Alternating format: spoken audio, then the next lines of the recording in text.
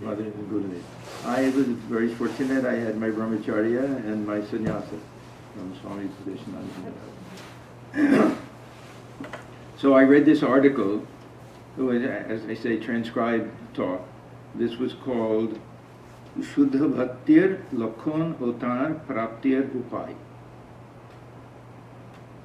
And it also comes in the English. There's a English version of this book. It's not exactly a translation. Some of the things are done, and then some things were originally in English, called Supreme Devotion and the Way to Attain It. That's the English lecture. So I want to go through this because some very beautiful ideas on what is the real nature of devotion and how do we attain to that devotion. Now, if we have to sum up everything in a very simple phrase, I would say that it's two statements that Sri Ramakrishna made. The first one we all know, and the first one we all like. The first phrase, he said, Bhakti Pot, Shohoj Pot. The path of devotion is an easy path. Shohoj is an interesting word. Shohoj, it means easy, but it means natural also.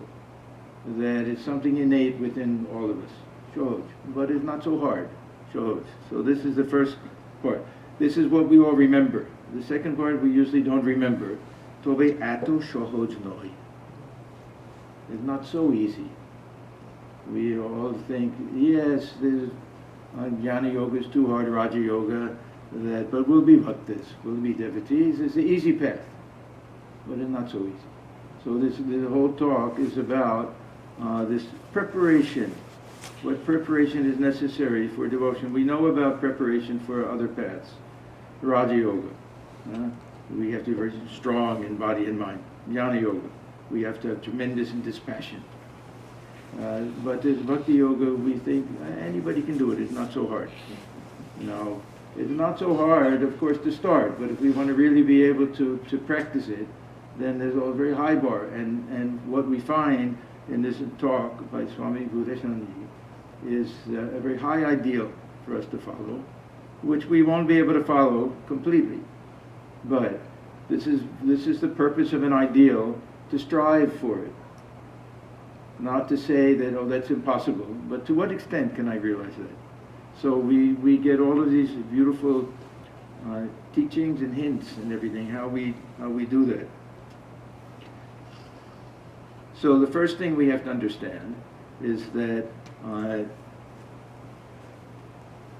there's equal effort involved in following the path of devotion as there is in any other possible path. But it's shohoj. It's natural to us for one reason, that we have our human emotions. We all know what it means to love a mother or a father or a child or husband, wife. We all know these things. And we can transfer that feeling of love to God. This is the whole point. So shohoj, we're born with that ability to love. So this is one of the reasons why it's very natural that we know what it means to love our own mother, so we look upon God as mother. So we transfer that feeling of love we have for our own near and dear ones to God. And we look upon God as our mother. So we feel that, yeah, so this is okay. We weep for a little bit. God will sit down in the shrine, do a little puja and everything, and practice a little surrender, and that'll be enough. So this is okay. This is enough to start with. But then this ato shohoj noi, then we get the second half, that there are requirements also, not the same types of requirements, but if we want to really be able to practice devotion, then we also have to have a little bit of at least purity of heart and at least sincerity. We have to have a real desire to attain devotion. These things have to be there in the beginning, and we have to be serious. We have to be a little bit serious about these things. So this whole talk that the Swamiji gave is about this preparation, and he uses this term, prastuti. Prastuti is a nice term, and contrasts it to this idea of adhikara. We have two ideas. Adhikara means who is qualified who was qualified to practice any particular spiritual path. And this adhikara, it has two different senses to it. In the Orthodox tradition, it's a very exclusive adhikara, means that is restricted to a particular caste and a particular gender. So in the old days, who could get Upanayana, who could study Vedas, who could take sannyasa? This was all restricted. It had to be Brahmin, it had to be a boy. All of these things. There were periods, of course, when more liberal periods and everything, but at some point it became fixed a little bit. Even Shankaracharya was the great upholder of this, and Swamiji really never forgave him for that. This is the one bone of contention he had with Shankaracharya. He didn't mind. In fact, he loved all of the other things, his philosophical point of view and everything. But he said this was the one point, that he didn't have that broadness of heart, and he contrasted to Buddha. Buddha gave teachings to everybody, and we find in all devotional traditions that they didn't pay attention to caste or gender or anything like that. Sri Ramakrishna was very fond of saying that there's no caste among devotees. When people ask about the caste problem disappears if everyone becomes a bhakta. That was his idea. And he got that directly from Chaitanya Dev. That was also his belief. Thakur got a lot of things from Chaitanya Dev. We don't really give enough credit to the Vaishnava tradition also. So this is one type of adhikara. Now Thakur also practiced and taught this adhikara, but from a completely different point of view. His idea was that it wasn't a question of birth. Were you born into a particular caste, or male body or female body? But everyone is qualified to follow his own or her own particular spiritual path, have their own journey and everything, based on their personality, based on their likes and dislikes. And he gave two qualifications. One was ruchi bhed. We all have a different taste for things. And the second was hajam shakti. We all have a different power of digestion. So he would give the example that, the mother makes different fish preparations because she knows that they have different likes and dislikes. Some of the children, they like fried fish, but she also knows that some of them can't digest the very spicy things, pickled things and everything. So both of the things are important. One of the problems I find nowadays is that some people are so enchanted by this Advaita Vedanta, and this world is a dream, everything is unreal, and I am he, and all of that, but they're not qualified for it. And they make a mess of it. And they do everything else, and go have all sorts of enjoyments and pleasures and everything. There's not the slightest bit of renunciation or anything, but they say, I am that, and this world is unreal. Don't criticize me for anything. This world is unreal. So this is what Swamiji called this undigested Vedanta. Yeah. So this adhikara for Sri Ramakrishna meant that who was qualified and who was fit for it, for this path of devotion. And his idea was that practically everyone, in this Kali Yuga, that practically everyone, except those who really bodhoji, those who really just completely bound to the world, no interest in spirituality. Otherwise, everyone else is open to everyone. Whereas the Jnana Yoga is open to everyone. But unless someone has tremendous detachment and vairagya, ready to even lead a life of renunciation, and tremendous discrimination, sharp intellect, that it won't be a good path for them. So we used to say, Kalite, and the Kali Yuga, this Naradiya Bhakti is the best path for most people, with a few exceptions. Swamiji, he felt he wanted Swamiji to learn this Jnana Yoga and everything. Otherwise, even the direct disciples, for most of them, he wanted them to follow the path of devotion. Okay. Now, this is adhikara. it's not the same as prastuti. We have to understand that there's a very important distinction that we may be qualified for it, but are we ready for it? It may be open to us, but are we ready to follow it? Have we made the proper preparations? I'll give one example. We have several retirement communities near us. I think probably everywhere they have them. And if you belong to this community, then you have a right to a small garden area where you can grow vegetables or flowers or anything like that. It's your right. If you belong to that community, that's your absolute right to do it. You may pay $10 a month, some small fee or something, but it's open to everyone. You can't be denied that. But if you go and you don't prepare the ground, you don't get rid of the weeds, you don't turn to the soil, you don't put the fertilizer on, you simply throw some seeds there, you don't water, you don't do anything, you won't get a good crop. So this is adhikara, good. So yeah, you have the right to it, you can do whatever you want with it. But unless you do the preparation, then you won't get the results of it. So this is that distinction between adhikara and this prastuti. So the main, as I was saying before, the main restriction will be those who have really no interest in spiritual life. Now if we say, well, what about those people, they've done bad things in the past, or they haven't led a very clean life and everything. If they have some desire to change, that's enough. This is the great thing about the path of devotion. There's a very nice verse from the Gita, apichet sudarachar. Even if someone has done terrible things, bhajite mam ananyuha, but has some real desire to worship God, sadhur eva samantavya, he should be considered a good person. And why? Samyak vyavasito hisa, because he's made this resolve. He's taken a resolution that I want to change my life. I want to lead a good life. So that'll be the adhikara part and the beginning of the prastuti, that we have to learn to put in the work, do the preliminary work if we want to really be successful in the path of devotion.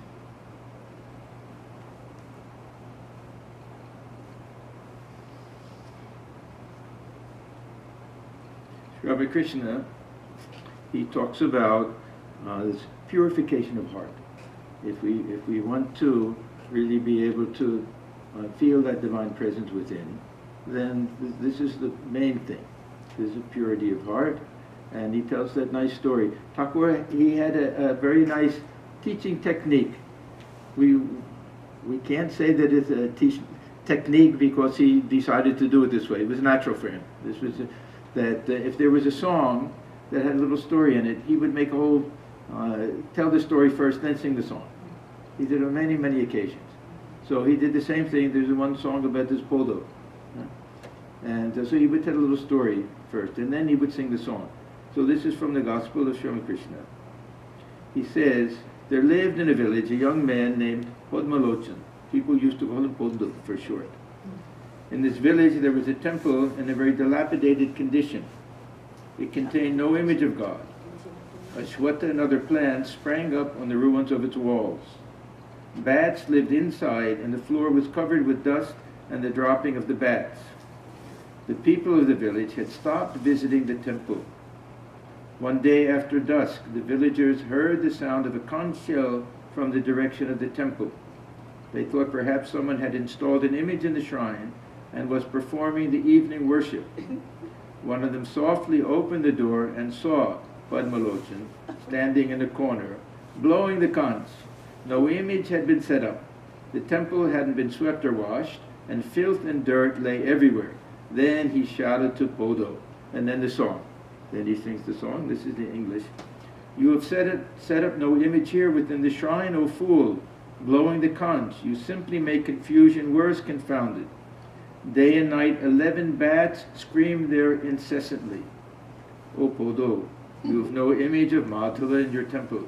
And behold, you have not even taken the trouble of cleansing and purifying the temple. Day and night the 11 bats, streets are there. Then Sri Ramakrishna explains these 11 bats are the 5 karmendriyas and 5 jnanendriyas.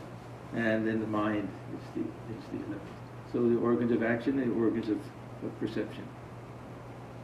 So this is what we want to avoid. We want to avoid just saying that, okay, I'll meditate on God dwelling within the heart, but I won't bother to cleanse the heart first. So we have to take this as part of that prastuti, as part of that preparation. If we really want to be 100% genuine and to follow this path of devotion, then we have to understand the extent to which we have to really practice this purification of heart. Purification of heart means purification of behavior also. How do we purify the heart? Changing the way we live in the world. There's a very nice incident that took place in the life of Swami Premananda.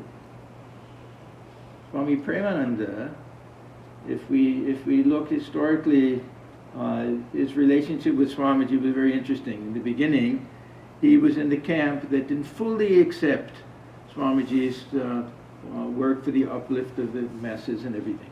There were many of the direct disciples were a little slow to really pick up on that. And was one of the great critics in the early days. Swami Yogananda, Swami Premananda, a few others. Eventually they all came around. And eventually, even then when they questioned Swamiji, they unquestionably followed him because they knew that Thakur was dwelling within him. They knew that. The Thakur said from now on the Guru will dwell within the disciple and that the others should know to follow his lead. But the Swami Premananda, he went through a real radical transformation. He became very ill. This must have been a couple of years before he passed away. And they feared that he would die. Now, you may remember when Thakur went to Swami Premananda's mother, Baburam's mother. She was a great devotee. And he said, I want your son. And I want him to stay with me and to become a monk and everything. And she was very clever. She said, no one gives away a son for nothing. You have to do something for me in return. So he said, okay, what is it?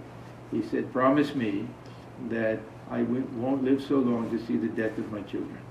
And these my children. So Thakur granted her that. So when Swami Premananda was very ill, and people said that we fear that you won't survive this time, he said, no, my mother is still alive. It's not possible that I'll die before she dies. But he knew that and everything. So he recovered.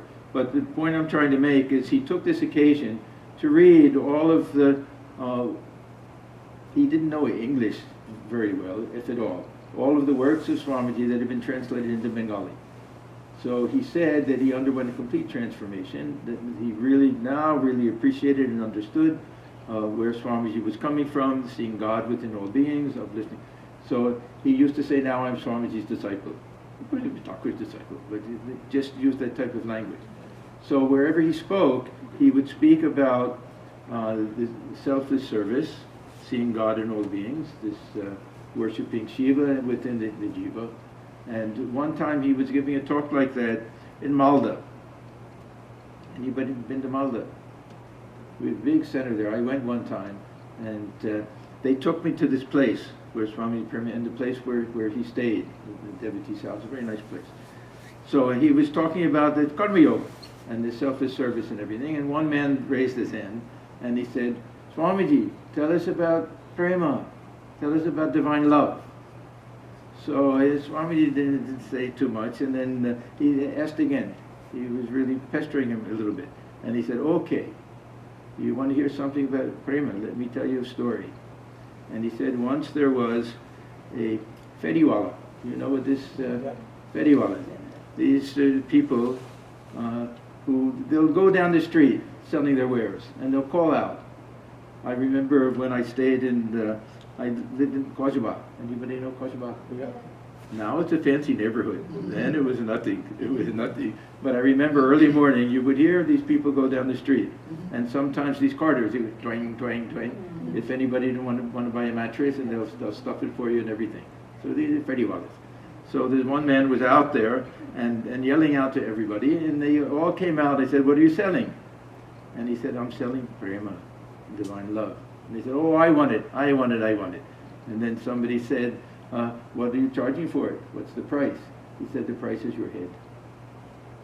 And then Swami Premanand said that day he had no sales.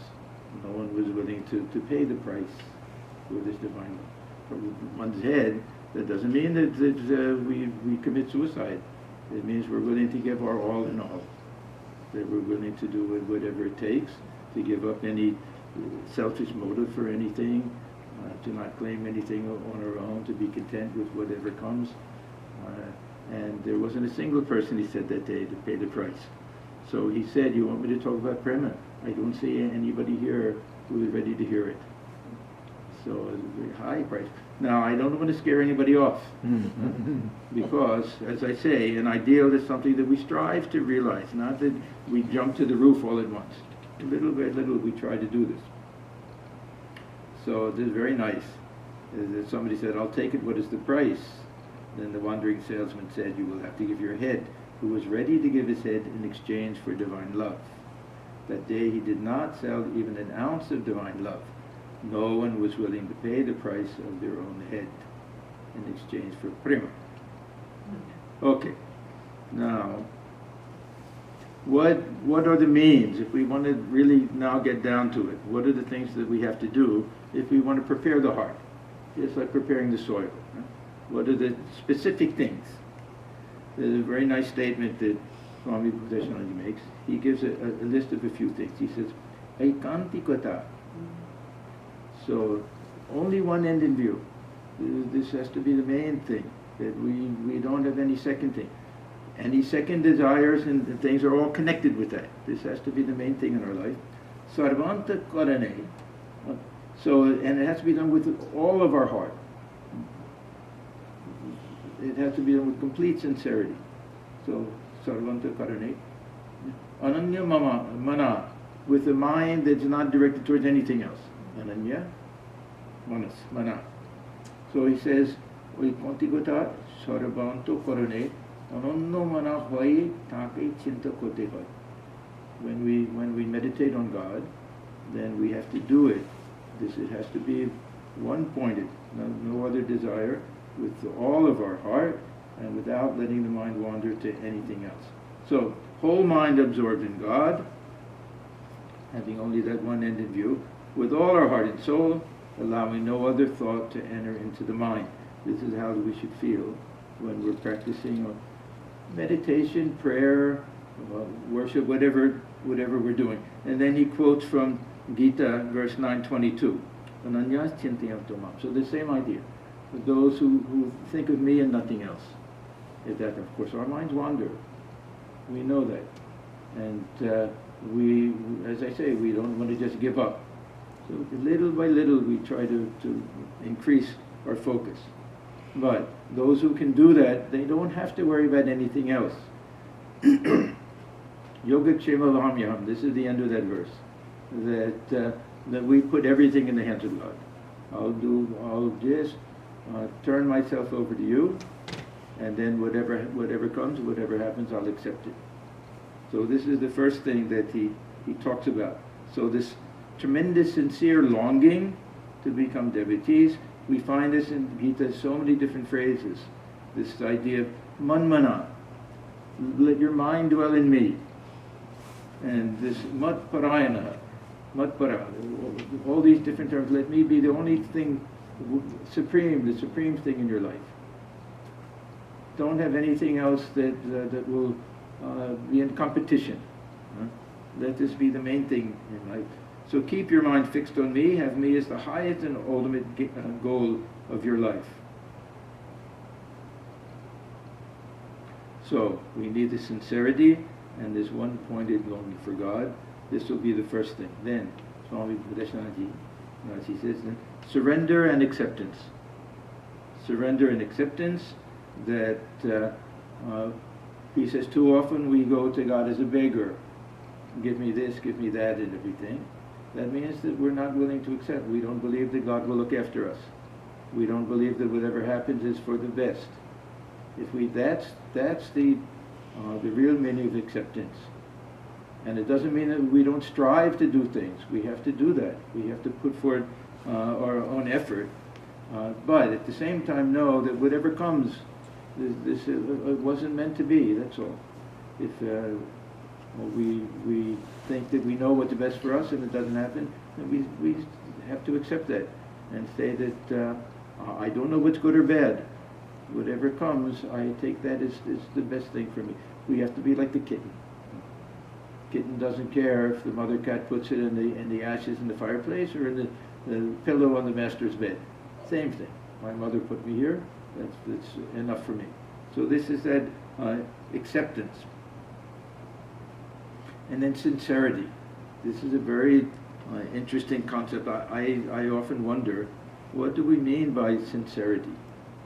To do things sincerely. It's very hard. I met a man, a very interesting story.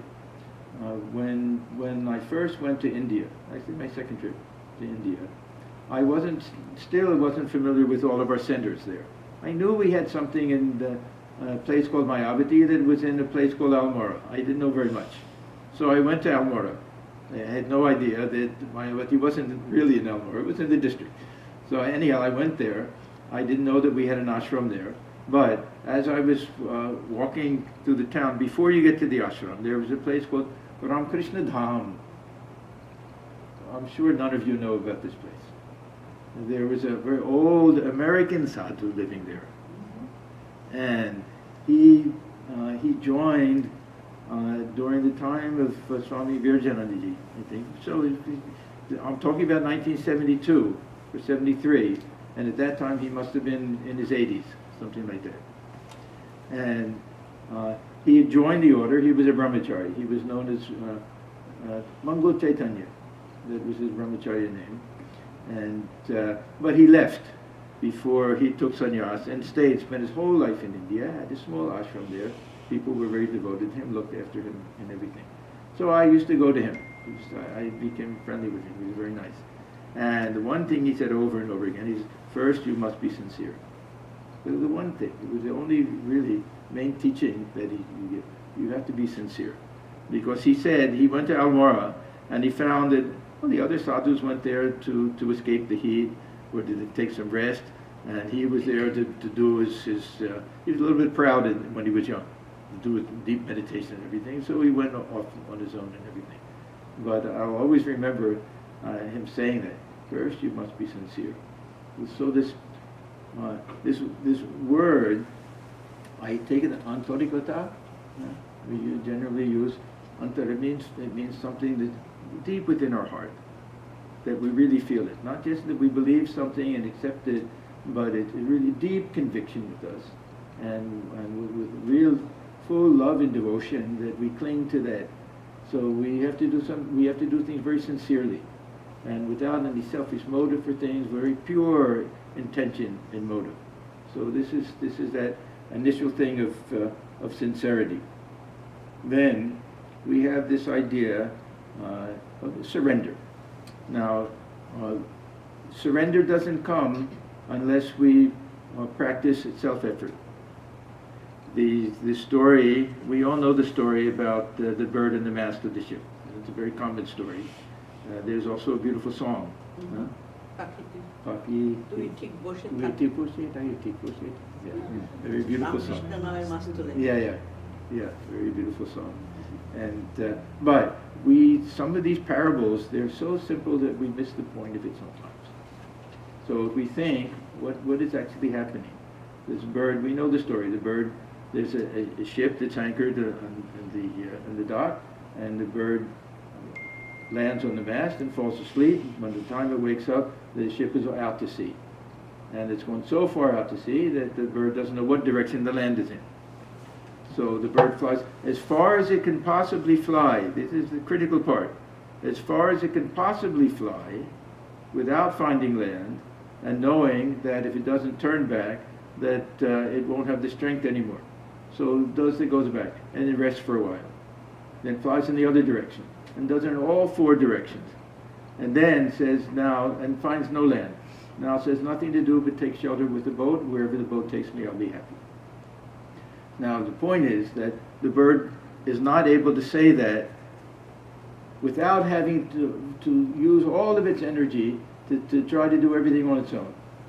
It's only after going in all the directions and putting forth all self-effort that it can finally say, now I know, it's too much for me, I can't do it. So sometimes we confuse this tamas and sattva. We get a little lazy and say, whatever God wants will happen. No, we have to do whatever we think is best and make our best effort, and then we accept it. And in spiritual life, we have to do all of our what is flying in every direction? That's doing our meditation, our japa, our prayer, all of our spiritual practices. We do it with full sincerity and with all of our might and main and concentration and everything. And at some point we say, I know this isn't enough. Now it depends on your grace. But we can't say that in the beginning. We have to really make full effort with full sincerity. So then this leads to this surrender. Then he talks about, again, purity of heart. And there's a very nice, again, parable, we can say, that Sri Ramakrishna tells us about a king who had a desire to see how a simple subject, it was a small kingdom, how somebody in his kingdom, how they live, a very poor. So they picked out one particular person and said, oh, this is a nice family there. You can go and visit them, and you'll see what it's like to live in your kingdom for a simple peasant. So he said, okay. But then the minister said, but they're not prepared for the king to come into the house. So the adhikara was there, but not prastuti. They're not prepared for that. So they said, let us go first. So the ministers went, and they said to him, a special visitor is going to come.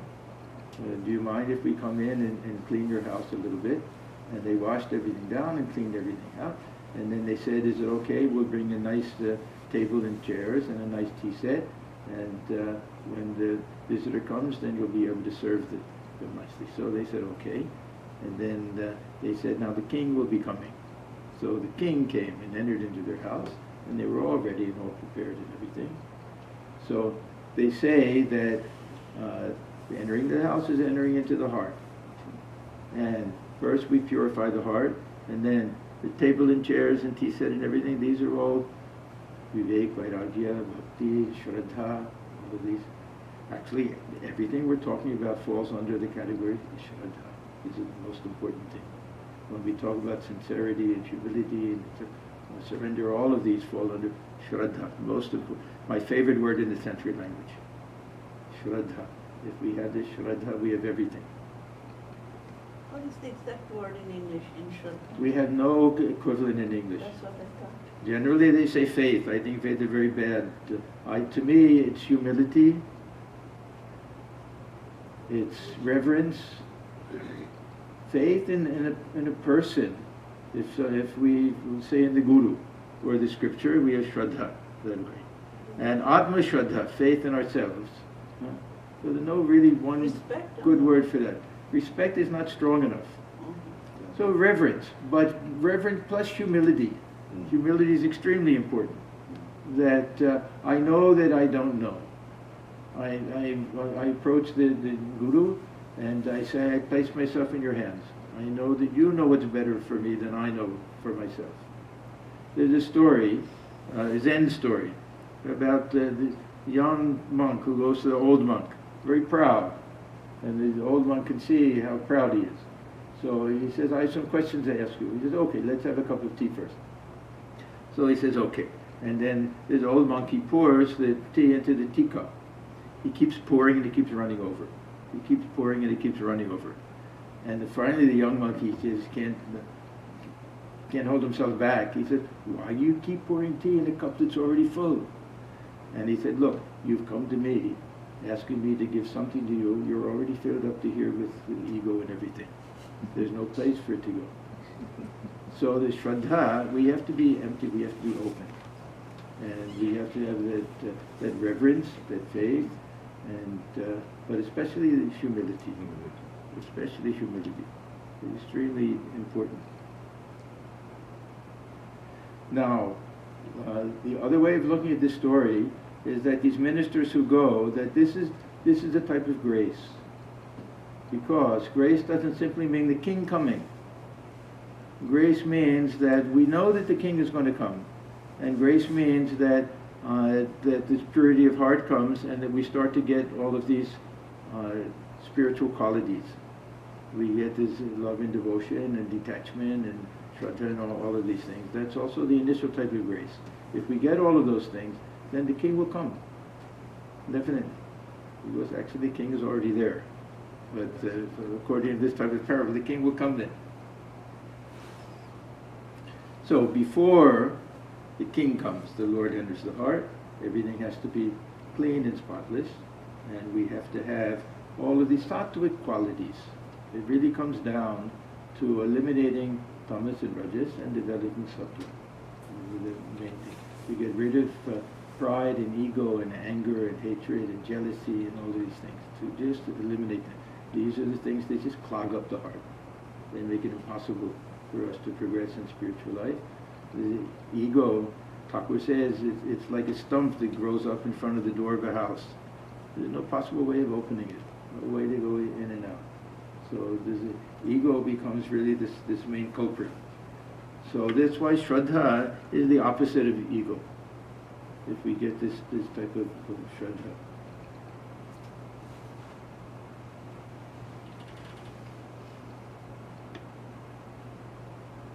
Now what happens if we do our spiritual practice without cleaning the heart, without, at least to a certain extent? Thakur gives a few different nice illustrations. He says when the farmer wants to bring water into the field, that he'll cut a channel, and then he'll raise the floodgate and let the water come down. But in some places, if the farmer is not very careful, there'll be little holes, or it won't be. He said, so the water will go through all of these little holes, and none of it will reach the field. Now, our condition is that we have small holes, so some of it reaches the field. It's not a complete waste of time, our spiritual practice. But if we could clog up those holes, if we can get rid of this pride and anger and jealousy and desires and everything, then more of it will go. The other nice illustration is the three men who go drinking one night, and they get very drunk. And then they say, let's go down to the river and we'll go to the other side, and we'll have some nice time over there. So they go, and it's dark, and they get in this rowboat, and they start rowing, and they're rowing all night long, they're rowing, and the sun comes up, they say that they haven't moved at all. And somebody says, oh, nobody lifted the anchor. We've been anchored the whole time. So we don't want to be in that condition that, and what is this anchor? Worldly desires. Worldly desires and these worldly passions and all this tamasic and rajasic tendencies that we have.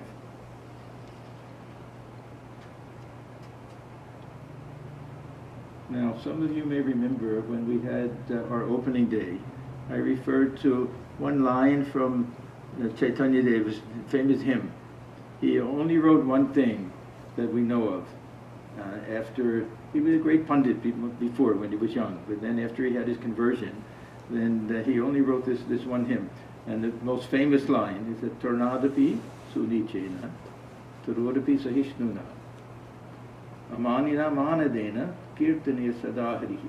Now this Kirtaniya, this is prastuti. Kirtaniya means who is qualified to follow this path of devotion. We think, oh, anybody can take the name of God. It's true. Anybody can do it, but who really is fit to do it? And we have these qualifications. One is this Tornadapi. We have to be humbler than a blade of grass. A blade of grass, people walk on it. Does it say anything? Does it say, how dare you? How dare you put your foot on me? No, it doesn't do anything. Then What is more patient and forbearing than a tree? People will cut off its branches, people will just sit underneath it, they won't pay any attention to it, but it remains the same, unmoving. And then this other one, this actually has two parts to it. Amanina. So that means that I don't care if anybody shows me respect or praises me or anything like that, but manada, but I'm willing to show respect to everyone else. That person is the one who's fit to follow this path of bhakti yoga. Now, it's not that... So it's not Atoshohasana. It's not so simple. But as I say, we're talking about the highest bar. We shouldn't say that it is a waste of time for me. This is very important, because how do we get all of these qualifications? Through spiritual practice. So if I say I don't have them, I won't do any spiritual practice. It sounds like a catch-22. Yeah. It sounds like a catch-22, but it's not. It simply means that we have to just dive in. If we say that I won't be able to meditate until my mind is very calm, and I won't be able to make the mind calm unless I meditate. It sounds like a catch-22, but it's not. We simply say, oh, okay, now the mind isn't calm, but if meditation will make it calm, then I'll start meditating. And I know that I won't be very successful in the beginning, but little by little, calmness will come, success, calmness, it'll grow little by little that way. So these are all ideals. We have to admit that we're not even close to it, but even if we get a little bit close, then, and if we get a little bit of bhakti, that's a fantastic thing. How do we know? Now, you remember the title of this. It was a lokun, so there are qualities, we know it. If we see this sattva, if we see somebody very humble, if we see somebody who follows these things, that doesn't care for any praise or blame. Actually, if we go to, and I'll get to it at the very end, chapter 12 of the Gita, chapter 12 of Bhakti Yoga, the final portion of it is really a description of the ideal bhakta. See, Sri Ramakrishna says, who is dear to me? who is really the ideal bhakta? And it had nothing to do with singing and dancing and puja, anything like that. It all has to do with this, who is free from ego and pride and anger and jealousy and hatred and all of that. That's the sign. Who lives with humility. Who has that type of humility? All you human being has at least one of them, if not all of them. Sharuripu. All you. Yeah, well, of course. To be a human being means that we have these things, they're natural. Now, the shohoj, we go back to this idea of natural, that this is no excuse. That to get angry at people is natural. To take umbrage, that somebody insulted me. To be offended, it's natural. That's no excuse, that doesn't mean that it's right. Swamiji says spiritual life is fighting against nature. Fighting against nature, that doesn't mean physical nature, that means our mind. These natural tendencies of the mind are covering over the true nature, which is Satchidananda. Our real nature, really, if we get rid of all this false identification, we get rid of this ego and everything, what do we find left? Goodness and kindness and love for other people. There's nothing else left there. So we have to get rid of all of these things. So even though it's natural to the mind, it's not natural to us. This mind is covering, this mind is part of that maya and everything. So we have them, but this is spiritual life. We make a great mistake if we think spiritual life it means that I'm striving to have the God realization, samadhi and everything, just like that. It means transformation. We have to prastuti. We have to transform ourselves, prepare ourselves, and then automatically it'll come. So there are signs of these things. And the means of attaining are the same. If we say the sign of true devotion is humility, then how do we get true devotion? By practicing humility. We practice these things. It becomes sadhana. In chapter 2, is Stita Prajna section. Shankaracharya makes a very big point that all of these qualities of the Stita Prajna, the sage of steady wisdom, are meant to be elements of sadhana for us. We practice them to whatever extent we can. So if we find that the stage of steady wisdom, or the one who's gone beyond the three gunas, that they see the sameness everywhere. They don't judge people, they don't get angry. We practice those things. We make an attempt to do it, that's all. We make an attempt. So what are the signs of devotion? It'll be all of these. It'll be that humility, that patience, that forbearance, that lack of ego. All of this. That's why this one line is or verse is sunita. So that means humility, to be lower than the rest, and then sahishnam, and be able to forbear, put up with all different types of things, and not caring about anyone praising us. Who cares? We have our own ideal. We do what we think is right. Who cares if people give appreciation or don't give appreciation? There'll always be people to blame us. We do something good, blame us for it. There's a great statement made by Vidyasagar. I don't know if you know this, but one day somebody came to him and said, "Oh, so-and-so was criticizing you." And he said, "That's funny, I don't remember ever doing anything good for him." Good for him. Yeah, because that was his experience. He would help people and they would curse him. But he didn't care, because that wasn't why he was doing it. So, okay, let's we're getting towards the end here, and we get really a little bit of a surprising piece of advice from Swami Vivekananda. He says that the final thing, most important thing, is unselfishness. Why he stresses this, I think, is because ultimately the ego is the main block of everything. But unselfishness, he says, we won't be able to love God until we become unselfish. This may not be possible in the beginning, but as we progress, we can become more and more unselfish. Devotion and selfishness are like light and darkness. They can never go together. Swamiji once said that unselfishness itself is God. Swamiji, that was his main thing, really. That the great statement that he made, they alone live who live for others, the rest are more dead than alive. So this is what he wanted. He wanted people to have this complete selflessness and to be ready to sacrifice themselves for others.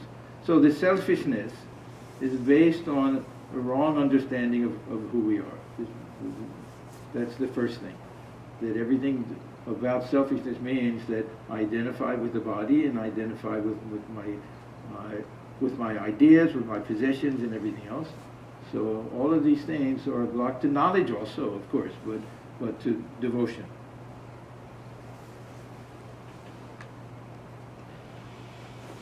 So we go back to this title, Shuddha Bhakti Lakhon. So these are all of these characteristics of pure devotion, and Tad Prapti Rupa.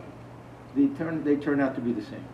The means for attainment are the same as the qualities of pure devotion. So this is what we have to do, that we have to learn to practice these different things. And I'll just very, very briefly go through what I mentioned about chapter 12 in Gita, that all of these qualities are things that we have to try. Thakur uses this phrase over and over and over again, arop-kora. Arop-kora. It's a very interesting concept. It means that we adopt something, we almost superimpose it on it, almost we do role playing, that we act as if, how would I act if I were really a Sthita Prajna? How would I act that way?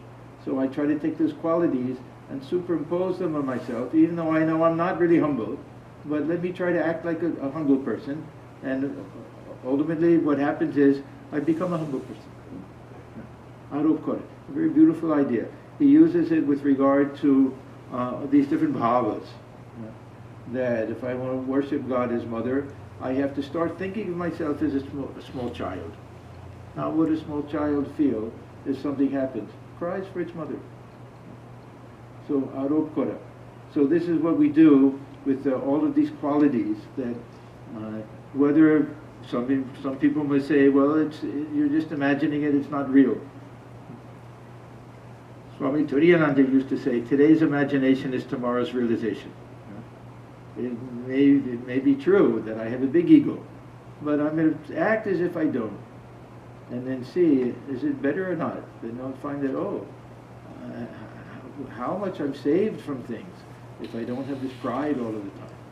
How much better my life is and everything. So we have these different qualities. I'll just go through them very quickly. Begins with attitude towards other people. Now we think bhakta only we have to think about God all the time. No. First thing is friendly and compassionate to everyone. And then free from a sense of I and mine. Get rid of the ego and this pride. Then equanimity. Again, all of the things that we associate with the path of knowledge and with the stita prajna are mentioned here specifically for the path of devotion. The same in pain and pleasure. Forbearing, ever content,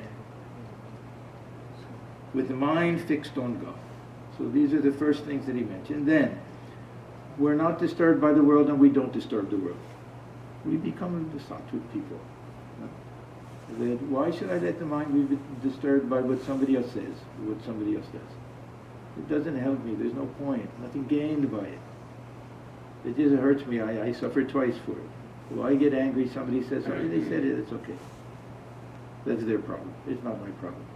So this is not disturbed by the world, and we don't do anything to disturb anybody else. We won't raise our voice, we won't yell at anybody, we won't say anything unkind. This is the sign of devotion. A real devotee will be like that. Then, independent, pure, detached, no big ups and downs, neither rejoicing nor hating. This just equanimity, neither grieving nor longing for enjoyment. The same to friend and foe, the same in honor and dishonor, cold and heat, praise and blame. I really recommend everybody take some time and read this chapter 12. This the last section, the last, I don't know how many verses, 4 verses or something like that. It'll be a whole list of all of these really divine attributes, if we want to really be devotees. And content with what comes of its own. Then the final thing is the willingness to follow these teachings in our lives with humility and faith, and looking upon the spiritual goal as the one goal of life. So these are the basic points. What are the... It's a short chapter. There are only 20 verses or so.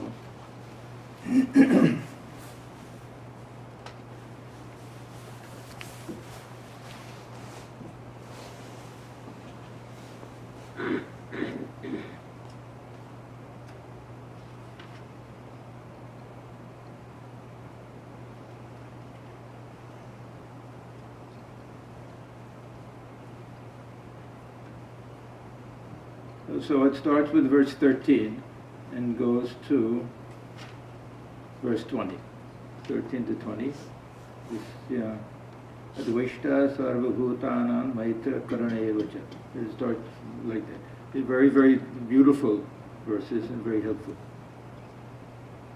So, just a brief summary that what are the main prerequisites for this opening up this heart, preparing the heart for devotion. Sincerity, number one.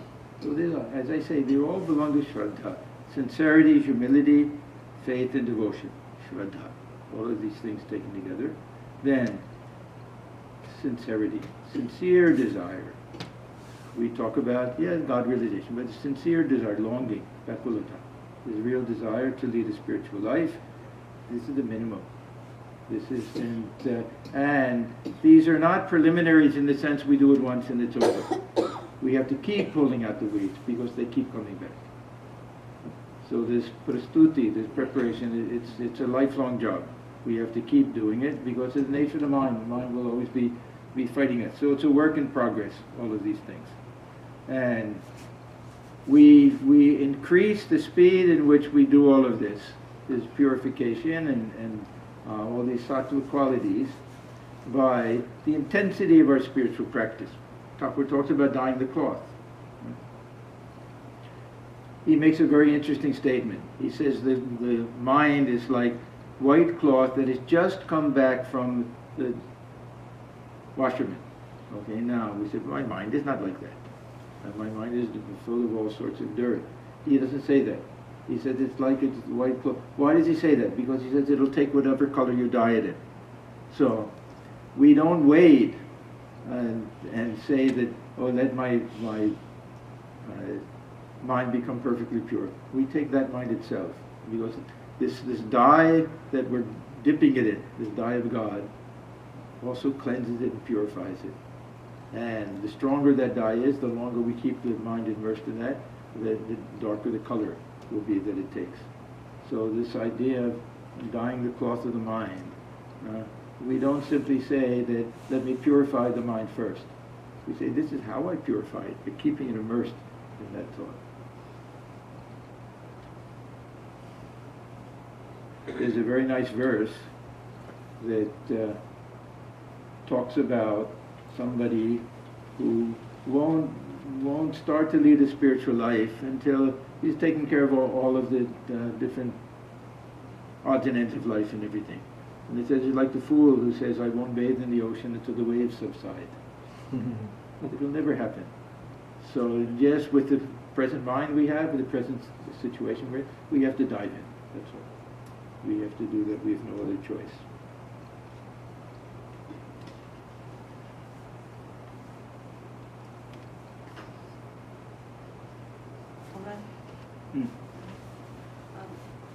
So I'm hearing that I hear from Sarvapriyanandaji that Shravan, Manan and Nididhyasana. So it comes to Nididhyasana.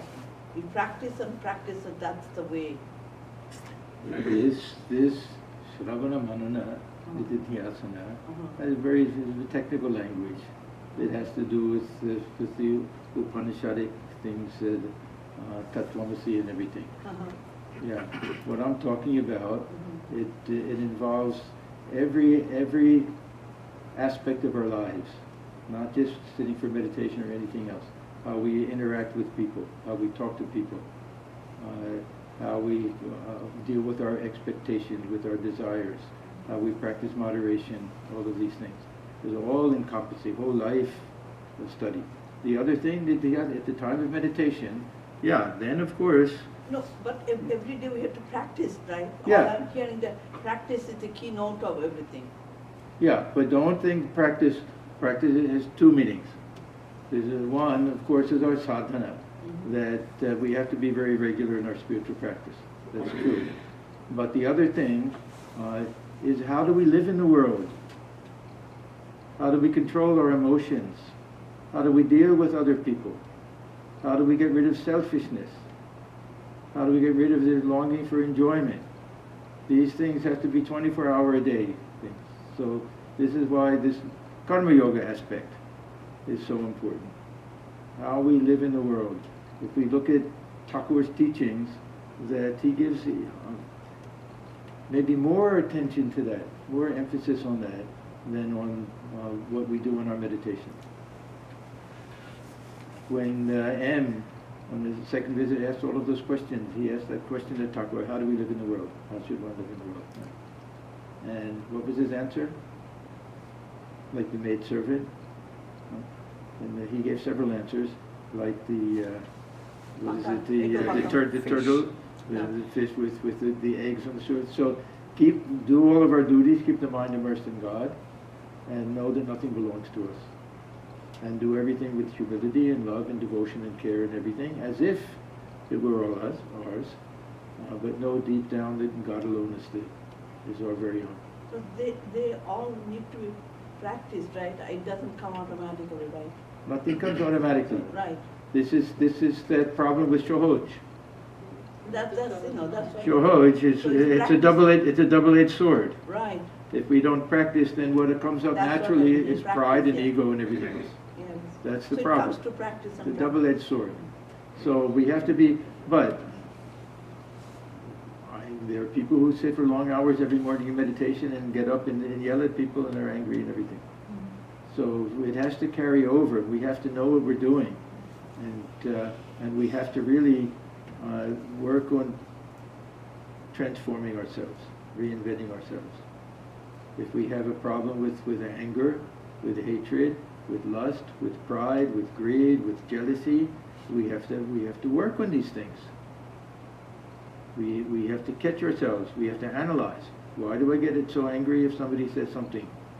Is there some pride behind it? We have to analyze and we have to change. We have to find these areas where, and because they keep us from being happy. People who have anger problems, jealousy problems, all of these things, they're never happy people. People filled with desires, they're never content. So we have to work on these things. Meditation, it'll help. It depends on the type of meditation. If our meditation is only I am that, it's not necessarily going to help us so much. If our meditation is, we're thinking of Holy Mother and Thakur. We're thinking of Holy Mother, how pure she was, how she never got angry at people, how she never judged people. This is the meaning of adarsha. Adarsha, to look upon someone as an ideal, it means that we have to follow it. I had a nice experience. My last trip to India with Swami Sarvadevanandaji, we were in Jarnavati, and we got to talk to all the little girls in the school there. So I was talking to them about this adarsha. What does it mean? And I said to them, just as Holy Mother would do things, you should do things that way. That's what it means. It doesn't mean to simply say, oh, how great Holy Mother was. And no, if she didn't judge people, then you have to also don't judge people. If she looked upon everyone as her very own, you have to look upon everyone as your very own. So if our meditation includes that type of, I was talking about yesterday meditation on Thakur, it has to include everything. Not just he's that infinite absolute Brahman dwelling within the heart, but he was also mad with love, and so full of love for his disciples that the Swamiji said he tamed us with his love. That even the love of parents was nothing like the love he had for us. So if that's part of our meditation of Thakur, then it should transfer to us. This is one of the dynamics of meditation. That the qualities and characteristics of the object of our meditation should transfer to us. So if that's part of our spiritual practice, then of course it'll carry over. But even during the day, we have to constantly watch the mind. Constantly watch the mind. See where these attachments are coming from. See where this anger comes from, these disappointments, and anything that unsettles the mind, and find out. We talk about practicing acceptance and surrender, but are we really doing it, or is it just talk? How sincere are we? How sincere are we when we say that, oh, everything is Thakur's will? We say that, and then we get angry with everything that happens. There's no consistency there.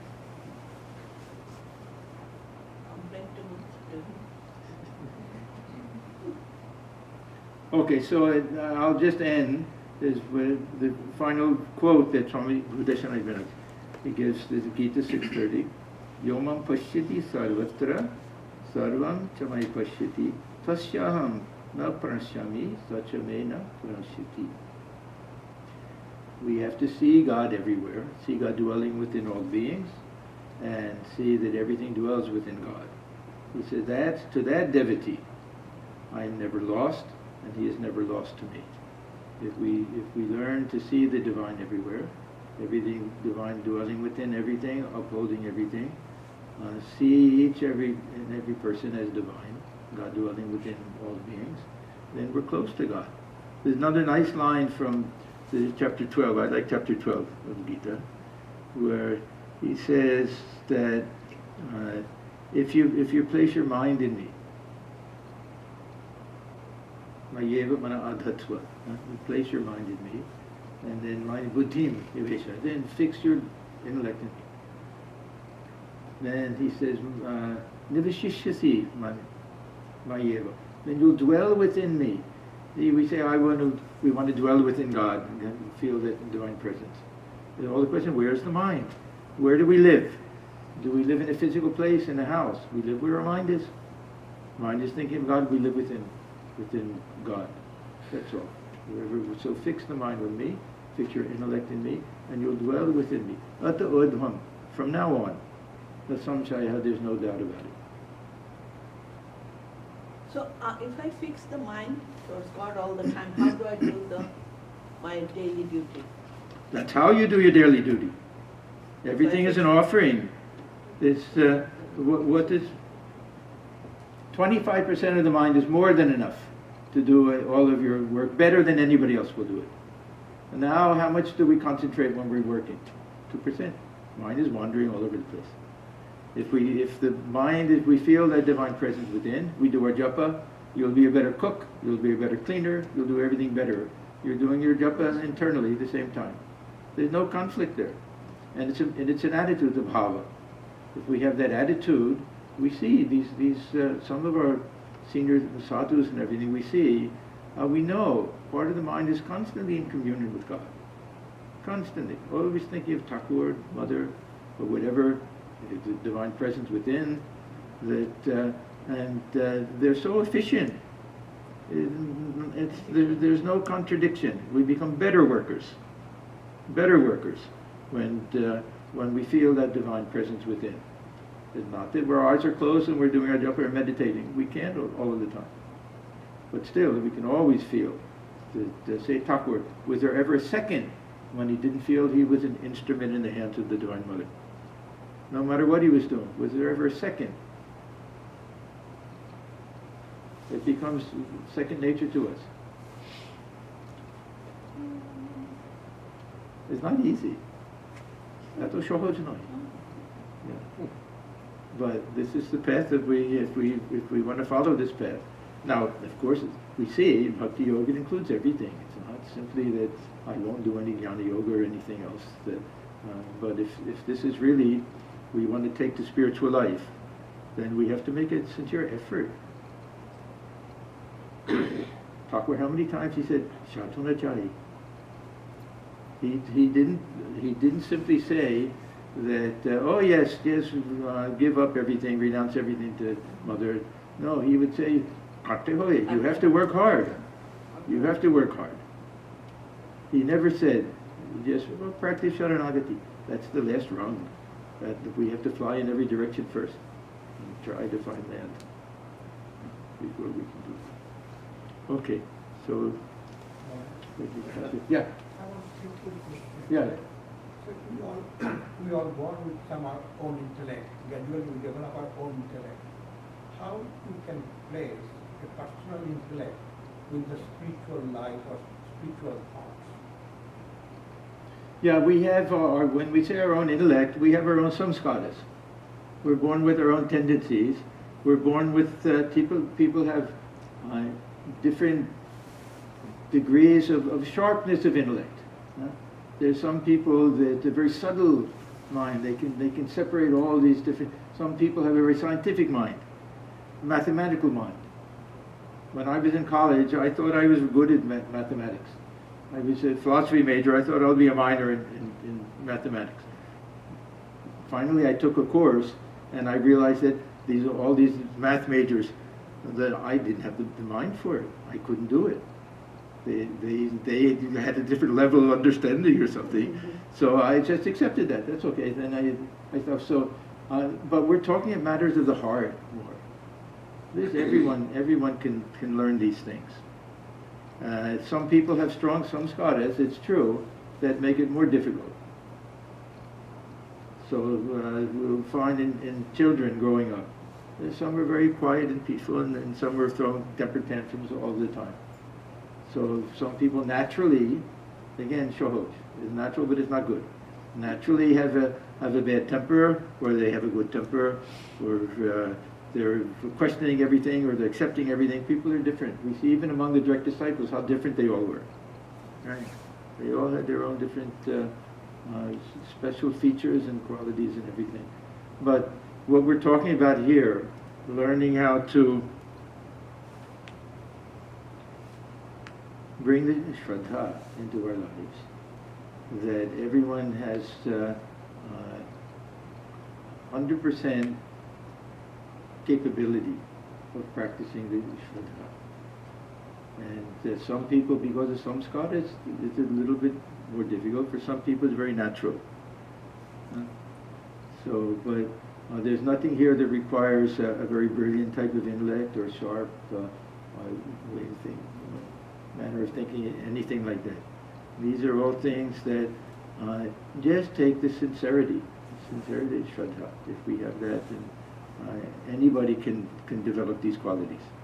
Actually, people who are very simple and don't have a lot of education, like Latu Maharaj. For them, Shraddha is easier. How Swamiji had to struggle for so many years, arguing with Thakur about everything. And then he said, for him it was good. He said, now I know every inch of the way. I argued with him for 6 long years, he said, now I know every inch of the way. But for others, it was just the Latu Maharaj. He just had the tremendous faith in Swami Krishna that he could accept everything.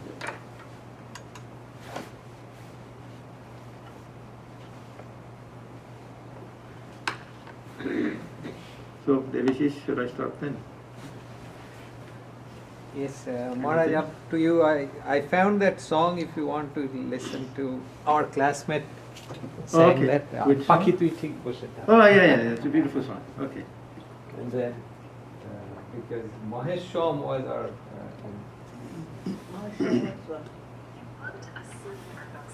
he was the... he has sung quite a few songs. cassettes. Yeah. But it's a beautiful song. Mahesh was your classmate? Just 1 year ahead. But it's a beautiful song. It's 4 minutes, Maharaj. Is that too much?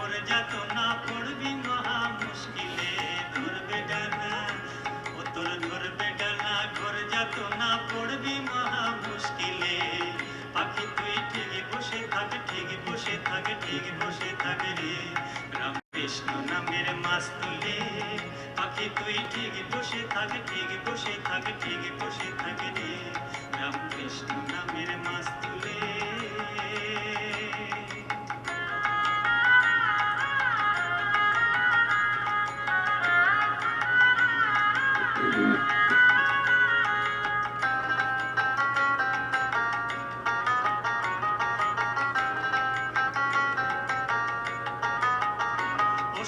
অনন্ত অনন্ত ভাবে অন্তকে করে প্রধান গ্রন্থ বেদ বেদান্ত গেল চুপ মেরে অনন্ত অনন্ত ভাবে অন্তকে করে প্রধান গ্রন্থ বেদ বেদান্ত গেল চুপ মেরে পুরাণেরা দিশে হারা সার কইল নাম শেষকালে পুরাণেরা দিশে হারা সার কইল নাম শেষকালে পাখি তুই ঠিক বসে থাকে ঠিক বসে থাকে ঠিক বসে থাকে রে রামকৃষ্ণ নামের মাছ তুলে পাখি তুই ঠিক বসে থাকে ঠিক বসে থাকে ঠিক বসে থাকে রে রামকৃষ্ণ নামের মাছ তুলে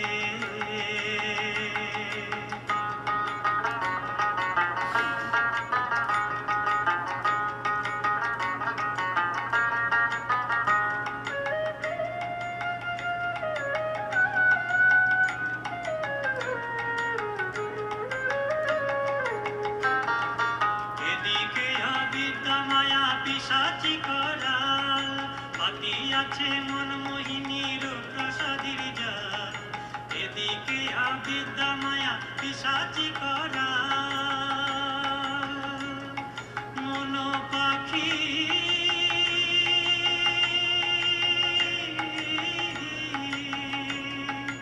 এদিকে আবিদ্যা মায়া পিশাচি করাল পাতিয়াছে মনমোহিনীর প্রসাদের জাল তোর বিপদে মোর বিপদে প্রাণ হারাবি বেহালে তোর বিপদে পাখি তুই তোর বিপদে মোর বিপদে প্রাণ হারাবি বেহালে পাখি তুই ঠিক বসে থাক ঠিক বসে থাক ঠিক বসে থাক রে রামকৃষ্ণ নামের মাছ তুলে বৃথায় ওড়া নড়া চড়া কুল পাবি নায় কুলে বৃথায় ওড়া নড়া চড়া কুল পাবি নায় কুলে পাখি তুই ঠিক বসে থাক ঠিক বসে থাক ঠিক বসে থাক রে রামকৃষ্ণ নামের মাছ তুলে পাখি তুই ঠিক বসে থাক ঠিক বসে থাক ঠিক বসে থাক রে রামকৃষ্ণ নামের মাছ তুলে পাখি তুই ঠিক বসে থাক